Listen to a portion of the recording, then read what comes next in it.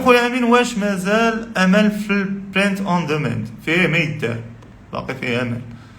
راه دابا الامل هو دابا نتوما شي يوقع لكم كيجي ابو شعلان كيقول لك ابو شعلان ثراني راه كفرجيك طريقه لربح من البرينت اوف دوماند، يوريك كيف تربح من البرينت اوف دوماند، يعطيك الاستراتيجيه، انت تاخذ الاستراتيجيه تهود عليه، يهود عليها صاحبك، يهود عليها كل يشوف الفيديو يهود على نفسه. الاستراتيجيه ما تشتغل، ما يصير فيها. تيجي انت عند رغيب تقول له ايش؟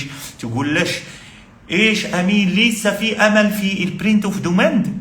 لا راه في برينت. هي علشان ايش؟ علاش انت شخص يطبق ما يفهم. هنا زلط فانت ما استراتيجيه ما تدخل فلوس، ما تبقى تدخل فلوس، انت تقول الاستراتيجيه خربانه، المجال خربان. لا المجال مو خربان، انت اللي خربان عشان انت بتنتظر ابو شعلان يعمل لك فيديو.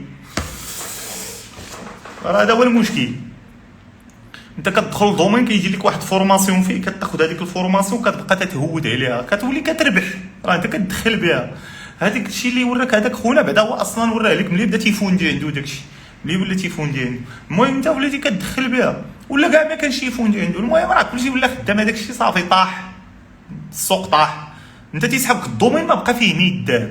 هذا هو الاشكال اللي فين تيوقع عندك. تجي تتسول واش باقي برينت اوف دوماند فيه ما يدار، واش الايكونف باقي فيه ما يدار، واش باقي الدروب شيبين فيه ما يدار. راه باقي فيه ما يدار. راه كل واحد راه الا ما كنتيش قادر انك دير دي استراتيجي وتطور البيزنس ديالك براسك، وكتسنى ديما انت واحد يعطيك شي نويطه تخدم عليها، غاجمع الفلوس اخويا، غاجمع العار، ما تشري لا طوموبيل، غاجمع اخويا، راه غتوقف على هضرتك. جمع الفلوس وسير دير شي حاجه اخويا والله.